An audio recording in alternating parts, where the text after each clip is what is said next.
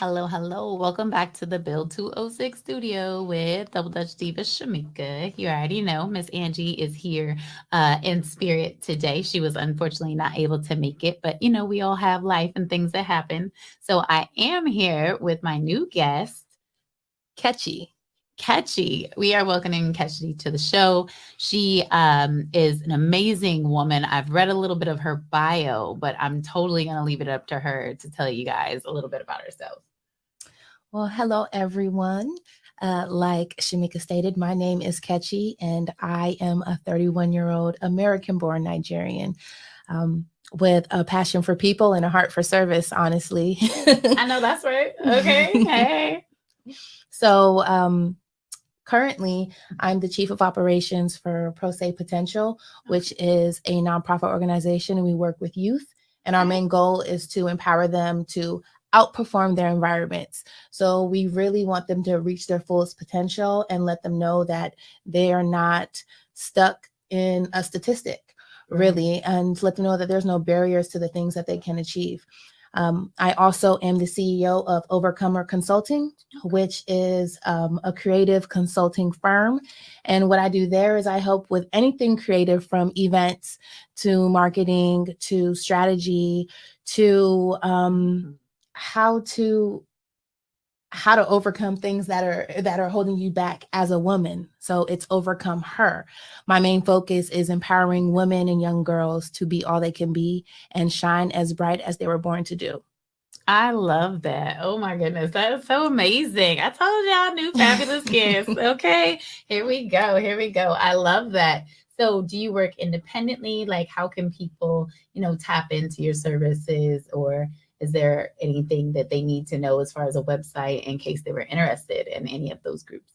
So for Pro Se Potential, I work in partnership with Devontae Parson. He is the executive director.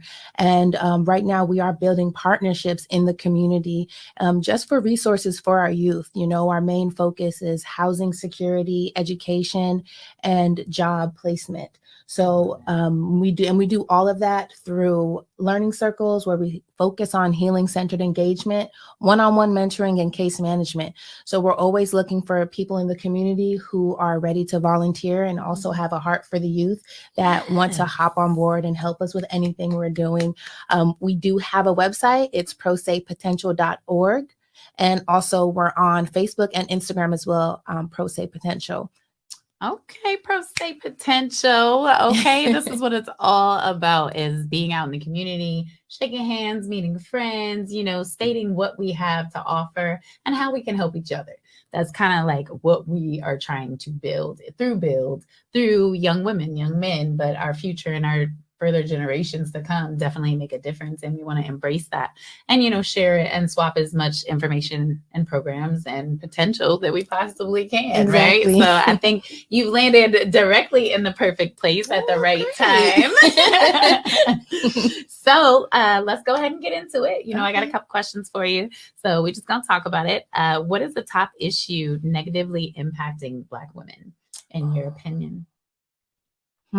In my opinion, I honestly would say it is the lack of care that stems from I would say, maybe if I'm being nice, the faith that we're so strong. Yeah.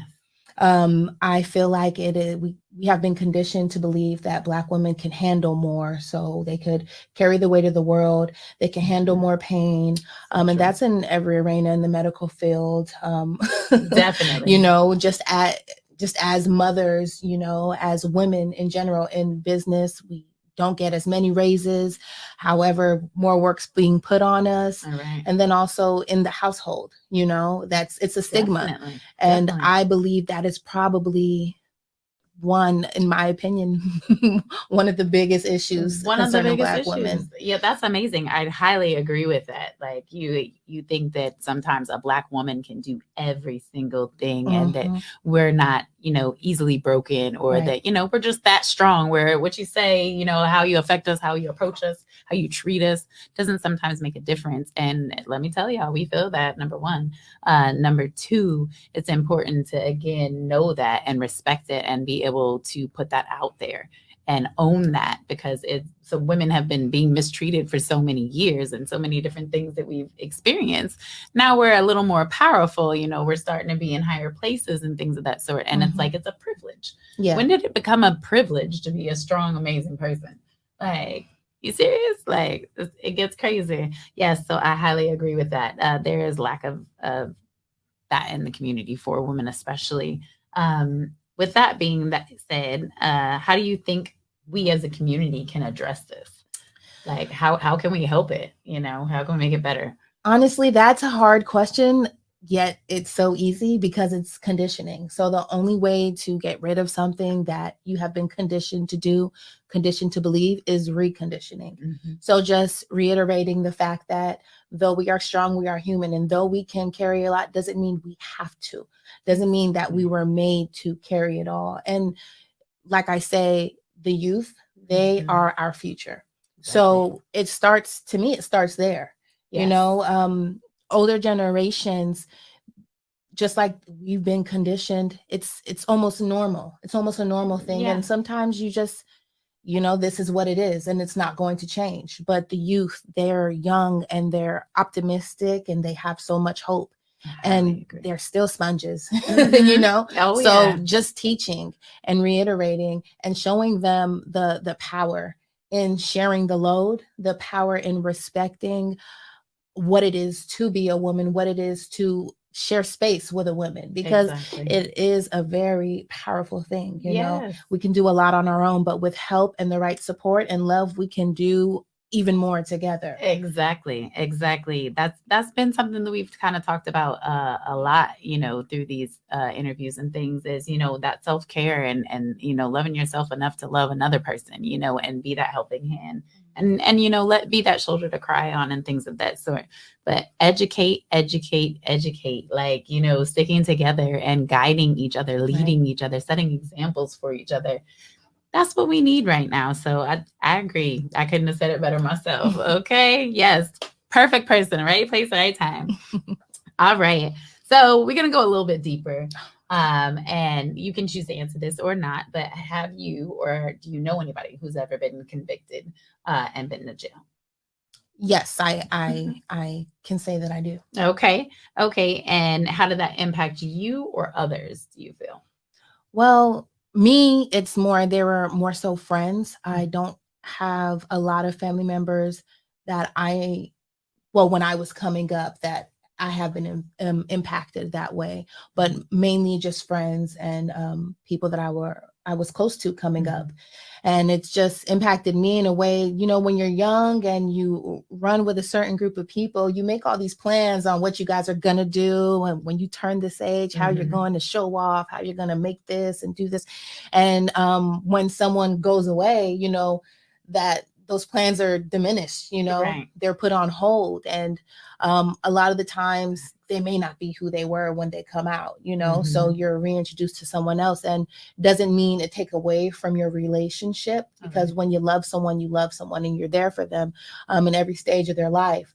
But it just takes away from those dreams, you know, those aspirations you guys had together, and their family, you know. Definitely. A lot of people, they play major roles. From my perspective, the ones I've known, they played a major role in their families. Like, someone may have been the only one that was there to take care of their younger siblings, seeing them paying the bills, having that, has someone else to have their back in case. So when they go away, you know, it's all left on one person. And that big support system that could be the backbone of the family, the rock, is gone, you know. So it turns a lot of people into survival mode, you know, trying to figure out how I'm going to make ends meet, how I'm going to get this done.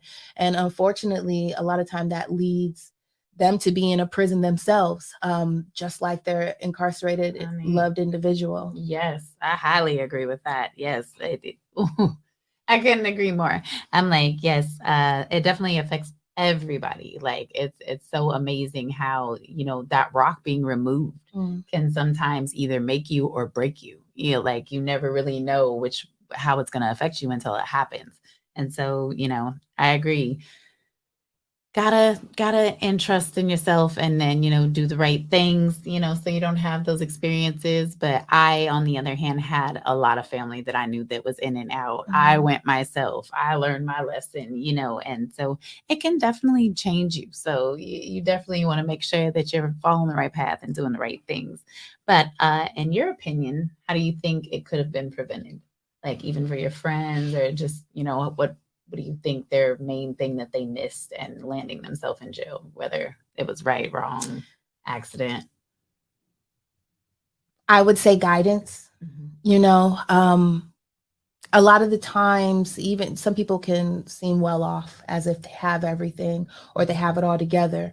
And when you come off as putting on a brave face and, oh, they'll be okay regardless. Right. And no one actually takes the time to tap into, okay, they're still human. There are still things that affect them. Let me see what they're missing. Let me see if they're actually okay. Exactly. Just like we talked about, a shoulder to lean on, someone to talk to, open up, and then a safe space where they felt they could open up. So, because who knows, if they were able to open up and say, this is what I'm missing, this is what I'm lacking, this is what I feel I need, someone could have been there, been that support to provide those things, or put them in a place or a position to where they will have those resources. They wouldn't have to resort to doing the things they did to end them up in the places they were. Exactly. It's all about the survival mode. A lot of things happen when you're in survival mode. I agree with that completely. That survival mode portion of it. It's like, I really have to make it now. Like, how am I going to make this work? Like, I'm in a situation, but I have no choice but to make it work. Yeah, that's a big or thing. Let go or quit, and don't nobody want to quit. And that's just crazy. No one wants to look like a punk. And, that's a big thing. We even speak to the youth. We say, thrive over survive. So, right. Yeah, you may be in a certain situation right now, but we try and help them figure out a path so they can thrive and get over that situation. So they're not just taking roads in which they feel they're having to survive. Because when you take those paths, chances are you're going to be doing the same thing over and over again to get it. But what we want to do is to guide them to be a safe space, to not just show them that it's possible because we've been in this situation and we've overcome, but also lay out their options in front of them, show them a different perspective of life, So like I said, for me, it was mainly friends that I grew up with. So at that point in life, when we were teenagers, it would be guidance, them having a safe space, them being able to open up and tell someone what they're needing, what they're lacking, or how they're feeling even. Especially with Black men, it's very hard to say how you feel. Definitely. And yet it's like they're not allowed to, or they weren't taught to. It's not, you are a sucker. You are a punk if you're out here crying like a little bitch. We can't have that. Exactly. Excuse my language, but I'm just saying, so to have a Black man that does have that support system is key. And, I think a lot of our youth are missing that. Like, we used to have a lot more community center programs, a lot more activities for kids, some youth employment, like all these different types of things. And they just dwindled, like, because of funding or this or that, like, what about us? We want to make sure that our communities are thriving and continuing on to, have the opportunity to show these people, instead of being in the streets or, making bad choices out in life, just that there is somewhere else to go to keep your attention better divided, or to have that guidance that can be helped and everything. And so we want to make sure, again, we're just bringing everybody we possibly can together to have these conversations and make sure that we are networking together and that we are all in this community together and all through the whole things that are going on right now. I can go on and on and on. Most definitely. I know it. Let me get back to it. So what supports would you say that their family could have used, as you said, ministering to the youth and, having that program? What do you think can help the families that have experienced that, or that, that have gone through, missing that person at home, whether it's mom, dad, or just family, because of going to jail? Honestly, I believe every situation is different. Because everyone ends up, when they end up incarcerated, it's all for different reasons. Of course. Some just didn't have that guidance. Some got caught up making runs and doing things they shouldn't have been doing so they could have money to provide to help mom Right. pay the bills. So it all just depends on the family, you know. So and that's another big thing. That's why it's so important to the mentoring piece, the Right. building a relationship, especially and I always take it back to youth.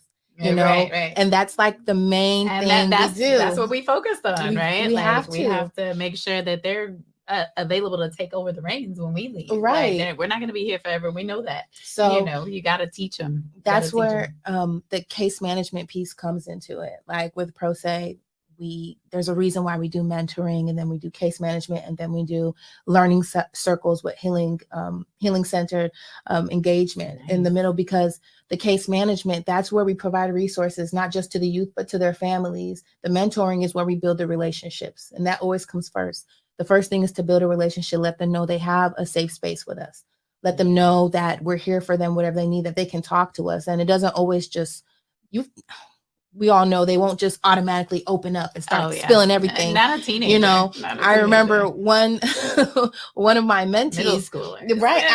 I took her out, and I'm just excited, ready to hear it all, and she's quiet the whole time, and we're just eating. So you know, I'm asking questions, her answers are short, and this happened a couple of times until she started opening up and talking and realizing I'm not going anywhere. You know, she's here to stay, because a lot of the times people aren't consistent. So when you build that relationship, like I said, each family is different. You get to know, okay, I'm having issues at school because these people are there and they're picking on me. They're not okay. Exactly. So then you need someone to advocate for you in the school system and let them know it's not her being a bad child, her not wanting to listen. It's that someone is bothering her. So how do we put her in an environment where she could focus on learning? So that's probably what they would need in that situation. Case management comes into play then. And then there's the families where, I'm not in school, or I'm not, I'm running around with these people because they throw me jugs, I can make money. I can make money because my brother just got locked up and my mom's having a hard time paying bills. So they need assistance with lights.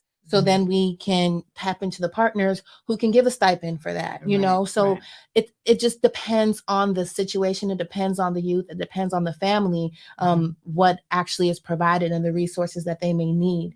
But I feel like it all starts with building that relationship and actually getting to the core. A lot of programs, a lot of people, they're there to help, but I'll help you with this. And it stops there. And that's it. And then if you need something else, I'm sorry, you can call 211. And can anyone use these youth resources? Yeah, we work with, we take referrals. We work with youth from BIPOC communities, ages 13 through 24, living in South King County. So it's actually pretty wide range, but we're really open. We're always accepting referrals. On the website, there's a way you can referral. There's a way you can send messages.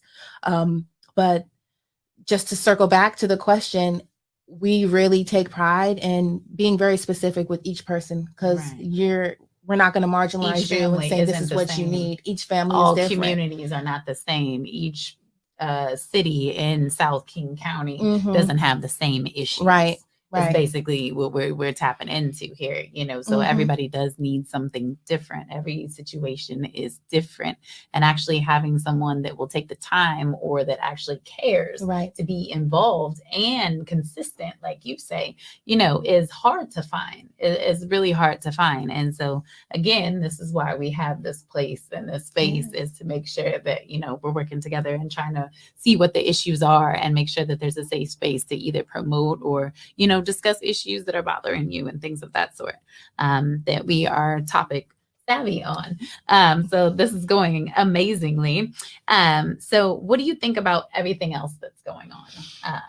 COVID, politics, Black Lives Matter.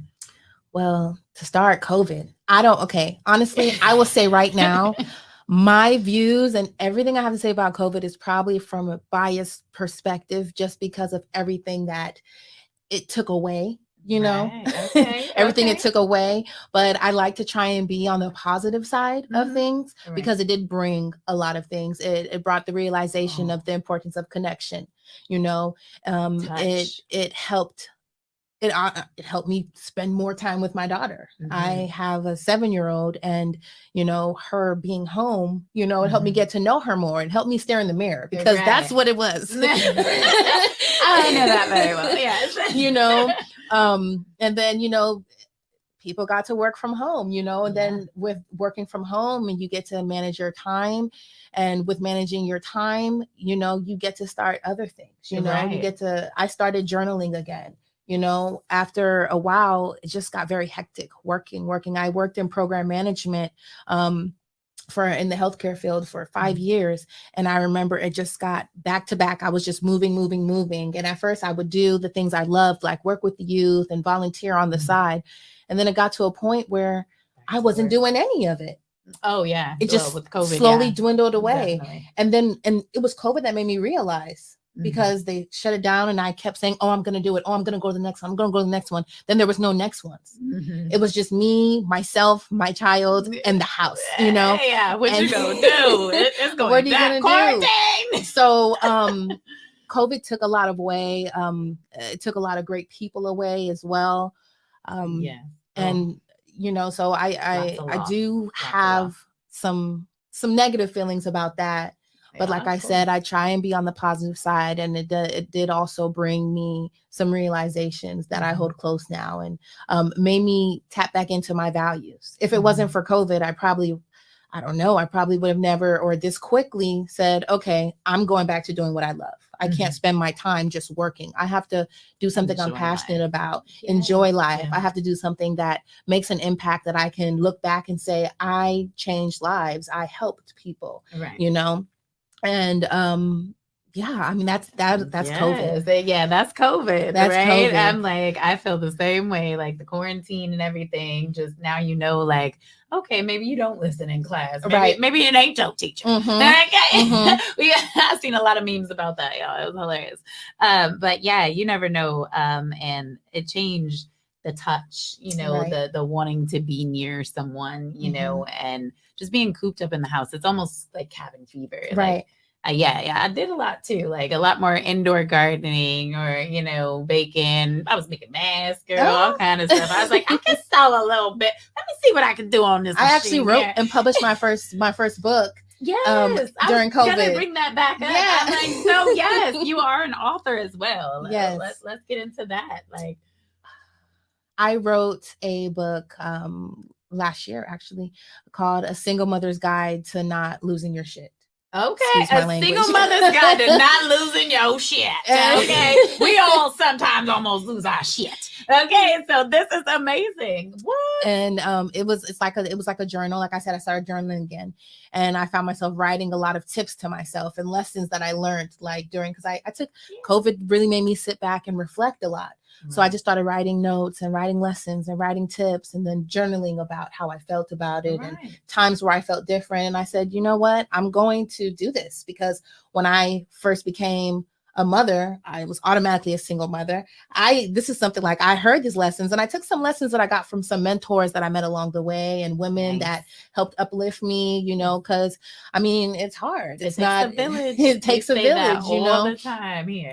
So it takes a village. It was that book, and then I did my first children's book, As Rich as My Roots, actually. As Rich as My Roots. Yes, and it's about a Nigerian American girl who went to school and got teased because her hair and her features, and she goes home upset, and her grandmother sits her down and tells her the story of all the richness of Africa, all the kings and queens that reigned. And then she goes to school empowered, and she lets them know, like, I'm not ashamed. I got this. So, and that's a look picture at my book, hair. Yes. And the girl, she has these two big puff balls, like my daughter. Yes. She loves showing her puff balls. So it was really cute. I published that one. So it was like COVID gave me that, because without it, I probably wouldn't have said, let me actually do it. And the funny thing is, the children's book, I actually wrote it in college. And I had a friend who was in engineering school who illustrated it. He drew it. And then he did it. And then I just had it to the side and I never published it. And then I was like, I just published this book I wrote. Why not? Let me finally publish this children's book. So it gave me time. I would say that. It all gave the me time in the world to sit back and think. So yeah, but there's positives and there's definitely negatives. Oh, definitely. You know, so it's okay to talk about the negatives along with the positives. Yeah. But at the same time, you know, we learned a lot, right? Yes. And I mean, it was everybody, the stores even felt it. The shelves, yeah, they were pretty bare. And they trying to make it back now. I'm telling you that with the prices. It's still so it's expensive, like crazy. Yes, COVID was definitely something we kind of never at all could have possibly thought of, like ever foreseen. But at the same time, we've lived through, you know, a lot worse back in the other times, you know. So it's just like we gonna make it, make it, but we gonna have to make it together. Yes, like period, point to the blank on that one. So what have you done to take care of yourself on top of publishing and being an author of a whole book? Like, that's amazing. Well, I had stopped working out and then I started again, but the gyms were closed. So, you know, I started at home. It made me get inquisitive again, you know, so I started doing more research on different topics that may interest me and different things I wanted to learn about. I got in tune with my child. So, and that in itself, that's healing, you know, because like I said, it's looking in a mirror, you know, and everything that bothers me, like, why do you do that? I do it, you know? That was self-care. Feel that. Yes, like, definitely. That was definitely self-care, taking time to see that and then actually do something about it. Because there's certain things I say, I want my daughter to know that she is beautiful. I want her to know she can achieve anything if she puts her mind to it, you know? And then I know, like, I used to write affirmations every morning, you know, and then recite them before I go out. So helpful. I started that again. I said, I want her to do this. Like when I would see that she would get upset and she would hold her head down, and I would tell her, you shouldn't hold your head down. And I'm like, she does that. She probably sees me. So I have to start putting these things into practice. So I literally started studying my child in order to get to know myself better, because seeing myself do it, I'll be in denial all day. That's amazing that you like even put that together. Like, I'm like, what? I was like, I'm gonna have to try that. Like, you know, you pay attention to your kids and everything. It definitely brought us closer. Like, even now, I'm like, okay, I'm kind of ready to go away and have some me time. I love you guys, but it's been a long time. But you know, sometimes you just have to sit back and look at it and just be like, okay, I'm pretty sure I used to do something similar to that, like that. Like, you know, or my mom, Mom, I love you. But always tells me that, you know, you didn't listen. You did that. You did that as a kid. And I'm just like, look in the mirror. Like, that's kind of the best way to handle it. Look in the mirror. Yeah, that's you. And then the last thing I would say is it made me pick up a book again. You know? Yes. You know, I agree. I kind of said, like, after I wrote one, I was like, oh, I write books, you know. I don't need to read, but no. Okay, you heard it. She said, let me see what y'all down there are trying to do and put together. No. But with the studying, I'm like, there's certain things that made me read books that I feel could help me, you know, that could help me with certain things I'm going through, or could just help better sharpen my mind and my skills. Definitely. You know? So that is amazing. I cannot believe that. Yeah, the books, everything. I'm like, yeah, we do a lot of the similar things, you know, but at the same time, each person is different. You know, you always, you know, want to see what works for them. Like, even just as far as self-care, like, is it just taking time for you? You know, how important it is to care for yourself. Because if you can't care for yourself, you can't care for anybody else. So it's just like, you have to make sure, ladies, that we are taking care of ourselves, even gentlemen, like, you know, but it's about the ladies over here. You know, we love you, men. Men's and kangs and things, but yes, the queens need to sometimes just sit on their throne and just kick their feet up and just celebrate themselves. So that's great that you're doing that, and you're super into journaling. You know, all that is definitely healthy, and even talking to someone. We've talked about that too. You know, having that outlet to make sure that everyone has someone to talk to. You know, that safe space, like that listening ear that's going to have your back. And so that's amazing that you're putting that out there. You're sharing the information that you have so everyone else can bounce off of it, you know, like, and learn different things, and sharing with the world, sharing with the community, making sure that we are, again, on all this together. Like, it's amazing. exciting. I love it. I'm so happy to meet you. Like, oh my goodness. Well, I met you before, but you know, not as far as this, like I wasn't that deep into your life. Like that's just amazing. Black excellence. Okay, y'all in the building. So we're about done here. But before we go, of course, do you have any questions for me? Yes, actually. Yeah.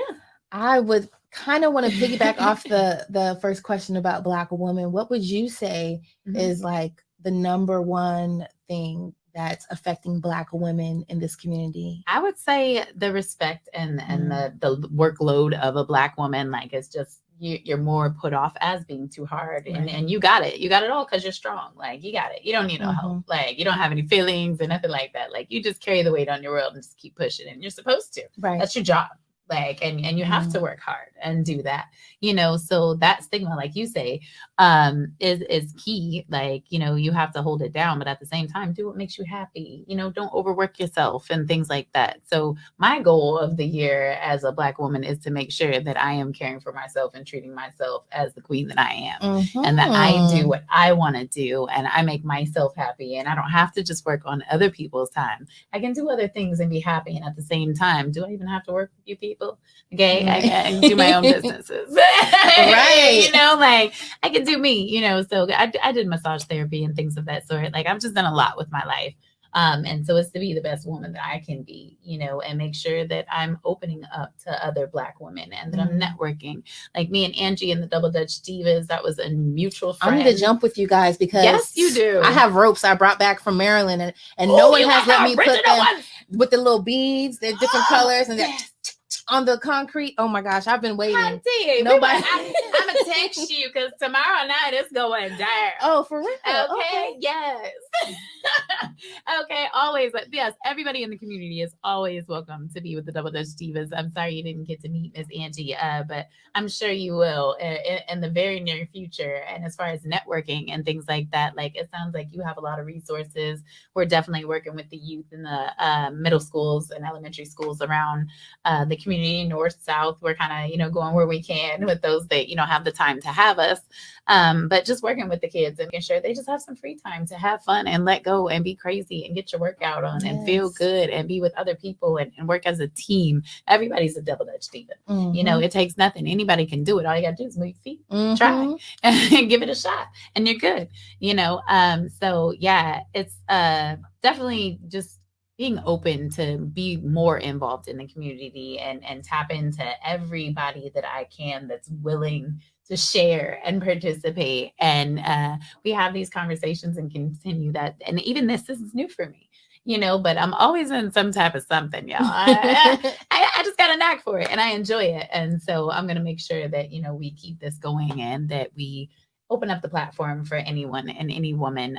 There's women resources, there's men resources. But again, we're all in it together and this is what we do. It's what we're supposed to do, right? Most definitely. I mean, other than that, yeah, COVID was crazy. I have 3 kids myself. So yeah, COVID with kids, no school, you know, well, 2 of them anyway. You know, it was a lot. It was definitely a heavy weight. And it's like, you couldn't go nowhere. It's like, what am I going to create in the kitchen today? Yes. Okay. You know, like, or I went to the store this once a month, you know, because I ain't trying to be out again, you know. I did my splurge on the store route, you know. Now what am I going to do with all this? Like, how am I going to put this together? Like, it was really stressful. It was really different. But total survivor mode. Like, right. You know, it goes back to that, you know, being strong enough to keep fighting.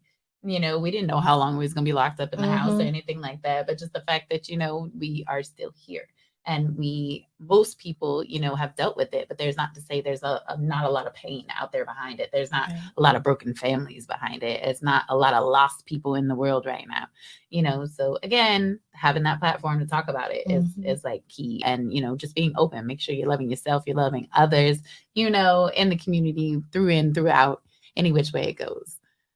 But yes, I appreciate you, Kechi, and it was a pleasure meeting you. Did you have any other questions? I always ask this question when I'm being interviewed or when I'm interviewing, and I think it's very important, especially with someone with so much wisdom. And you just give off these vibes of wisdom. Why, thank you. And I like giving people opportunities to soak in information and learn. So Okay. my last question I would ask you is if you can give one piece of advice to women out there starting out on their journey who says, hey, I want to do something I'm passionate about. I want to do something that I love. And I'm finished slaving for for others. What would you say?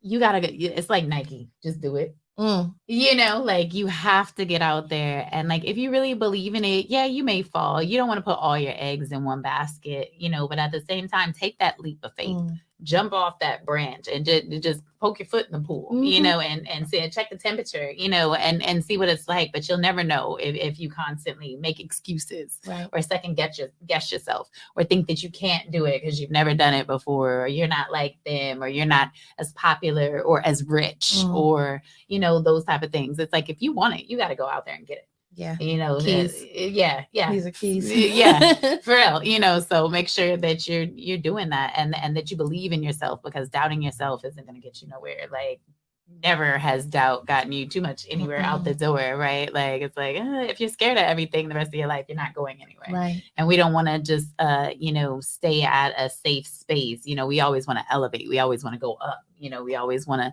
elevate ourselves, or at least get a little further than we were yesterday at the bare minimum, right? So just don't give up. Don't give up on your hopes, your take dreams. a paper and take some notes. Yeah.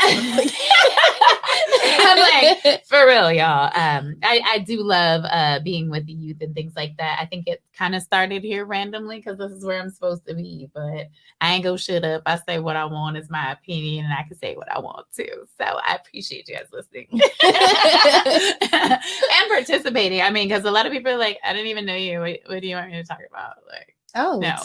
Don't ask me.